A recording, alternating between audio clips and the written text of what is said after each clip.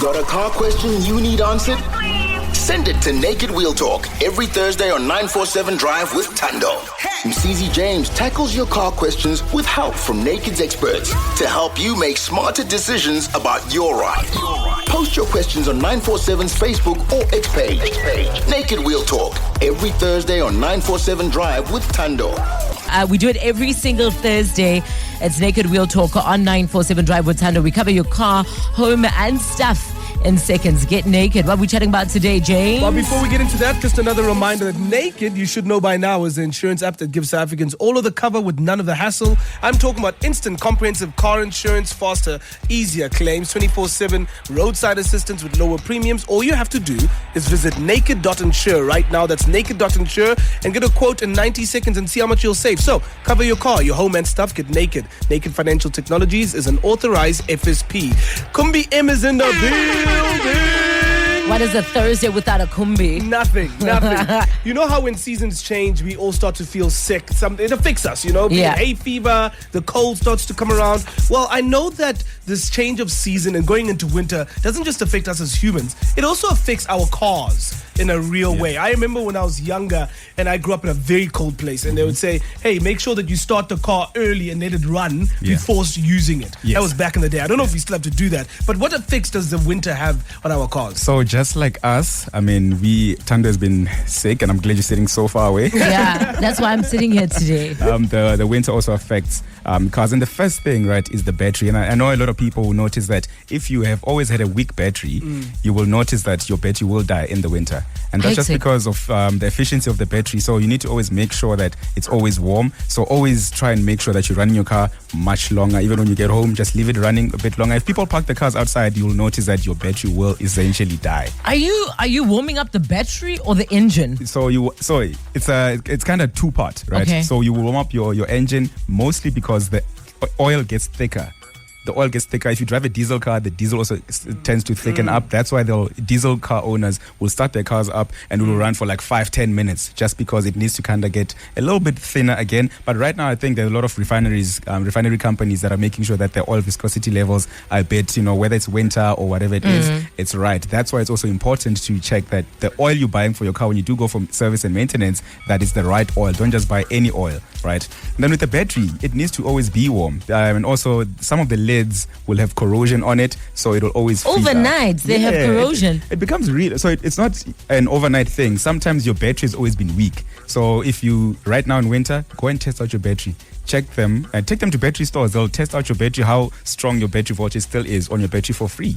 For a lot of people, I think they thought, like Msizi said, those repercussions were for like older cars and that newer cars are just good to go. I've always known it's for diesel cars especially. So I know growing up, once again, on that old farm there, it was all the diesel buckies that had to be run for a while before using them. And I thought it was old technology. No. So you still need to make sure that your car is run. And this is something that I've always advised people to make sure that before you get into your car, don't just start your car and drive. Because remember, in winter, right, your oil sits at the bottom of a pan, which is like a sump, right? And it needs to circulate throughout the engine. Sure, they do say right now you can just start your cars and go, but you are especially straining your engine so much that you might actually knock your engine in the longer run, or you might have some boring on your cylinders because there's not enough oil circulating because it was still at the bottom of the pan. It hasn't warmed up. It's not thin enough. It's not flowing in the engine completely. So that is the one thing that I still say. Yes, we are getting brand new cars with new technologies, but you can't warm things up technologically. But where that comes in then, right, Tando, is that most of these cars these days,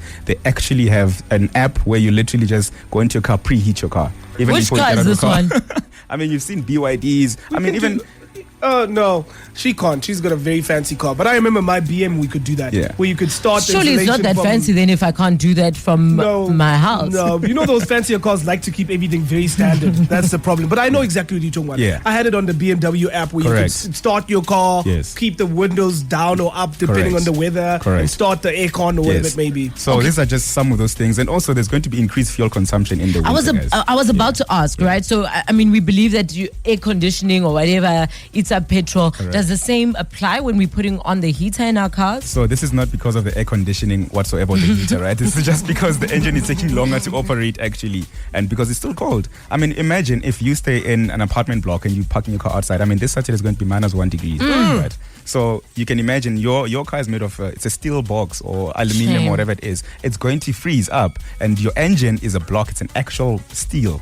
So it does freeze up and you need to warm it up. Otherwise, if you just drive, it's going to obviously not. The revs are high. Yeah. And it's not just, those shorter trips are now longer. Yeah. All right, we've got Margot on the line. Margot, you got a car-related question? Kubi, hi, Tando, hi, Susie. Hey. Yes, I wanted to know what can I do to extend the life of my vehicle? To extend the life of a vehicle, what can she do to extend the life of her vehicle? So I love this because I think it's an entire continuation of what we've been discussing the past few weeks, right? Where we've been discussing things like, car maintenance, and it's the little things that we need to do. Essentially, car maintenance, take your car to service when it's meant to do. I have always been a person who advocates for take your car for a service, not when they say 10,000 or 15,000 kilometers. 8,000 kilometers, take your car in. They will take it regardless. It's not because that they say 10,000. I mean, most of us aren't paying attention to our kilometers like that. It also, if I'm being honest, is such an inconvenience to have your car in being serviced. It's going to be a bigger inconvenience when your car is just sitting there because you haven't been maintaining your car and now it's damaged. So I think that is it. And also, don't be over revving your cars unnecessarily. I know we've got loud exhaust, Tando. We've got so many things. There's so many things that are happening with our cars, right? But just take care of the little things, even in terms of interiors, right? People take the eating in the pie car thing like it's a joke. Like, just don't eat a pie in the car. All that entire thing. When you need to sell your car and then they come and tell you that, listen, there's so many debris in your car, there is this and this, and we're going to take out 5,000 rands off Oil that car. marks, Or the oil marks, etc. That, You literally, I literally, my heart just stopped Yeah. when you said that, because I'm definitely eating pie in my You got car. leather seats, my sister. You can clean those very easy. I mean, it's fine if you have leather seats. Yeah, to I eat the mean, pie. it's not fine because not. essentially you've got oil. You're putting on wrong oils on those leather seats, whereas there's dedicated leather, moisturizer that you're supposed to be applying on those leather seats. So those are just some of the things I the advise pie people. oil is cheaper. But it's Margot, going to cost you. congratulations. Come on!